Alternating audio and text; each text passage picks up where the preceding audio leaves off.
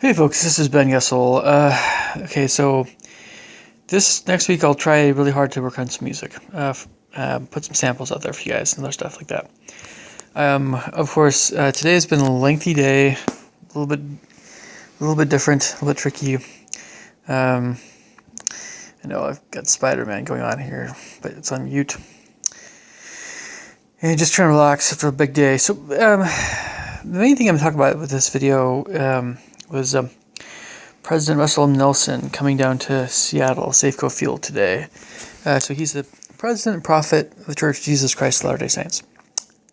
I'll say it one more time, the Church of Jesus Christ of Latter-day Saints. It's a big, long name, but it's the real name, otherwise known as the LDS Church, Mormons, etc., but the real name is that big one. Okay, so my church. So basically, so we came and spoke along with Henry B. Eyring, who's one of the other 12 apostles. And my dad actually introduced them. My dad is a Area Authority 70, and it's kind of a little bit weird that way. Kind of cool. That's the reason why we had close to 50,000 Mormons in Seattle, backing up traffic. But I thought I'd mention some things that he talked about in this particular video. So, a lot of folks think that a prophet needs to be saying new things, new prophecies to be a prophet. What makes a prophet is only that as we believe, God himself calls him to be a prophet via revelation. And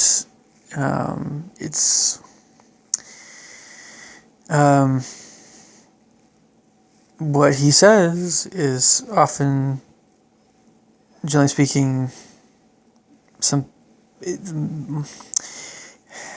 can I put this? It's just that God doesn't change. So what he says to prophets doesn't really change in terms of the actual doctrines. It's just that the circumstances change from time to time. So, nature of the world. So, basically, in case you're wondering, what kinds of stuff he said to us, basically it was along the lines of, we need to be more unified, we need to love each other more, we need to be obedient to what the Lord has said, and we need to not take life too cheaply. I mean, we need to cherish life. We need to be kinder to each other. And I was mentioning this to some other roommates and things here. Most people don't treat people the way we should. Most people aren't very friendly.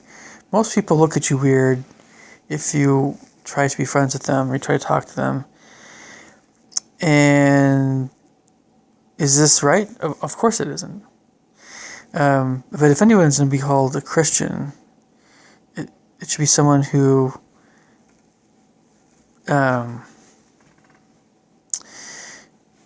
we'll just say there's no reason why someone should be unkind or put up a wall to someone who's actually a kind, good person.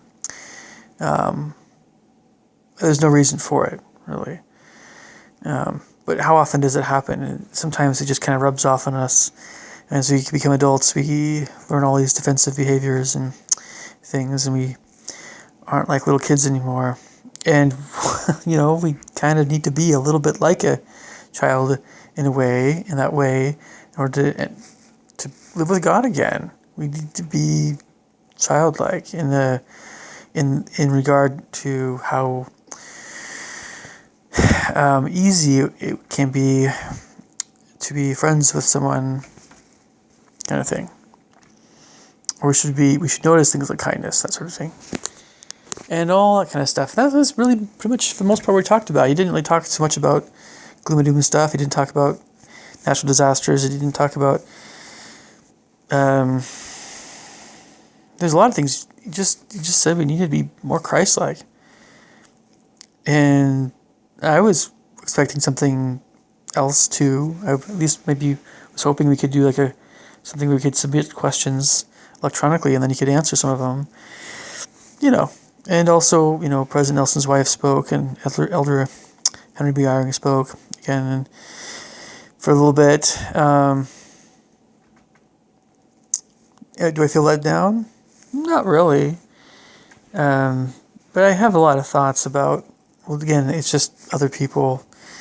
And if you guys watch this video and you're picking up on what I'm talking about, by all means, leave me some comments. It could be anything. And there was like at least a small percentage of my character being that was ready for people that wanted to give Mormons a hard time. I was ready for something like that, but I'll be honest. But of course it didn't happen.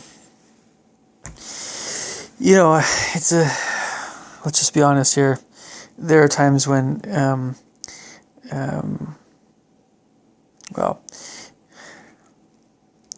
what is a gang?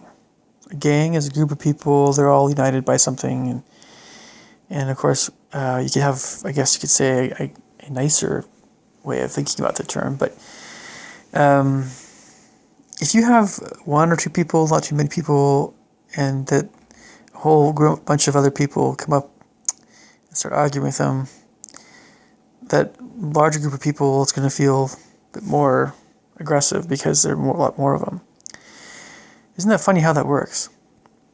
So, of course, there's 50,000 Mormons in Seattle, so nobody's going to give anybody a bad time unless they were to, coming back home, probably most likely going back home and getting lost. I wonder if there's people I wonder if people gave a bad time. I don't think so. It was pretty late when we were getting out of that meeting.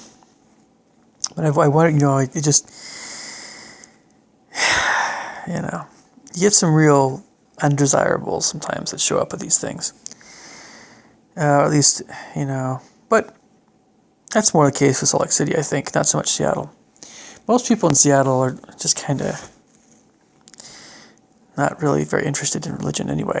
So they just want to do their vaping and whatever else. And just whatever. Oh, incidentally, I did find this out today.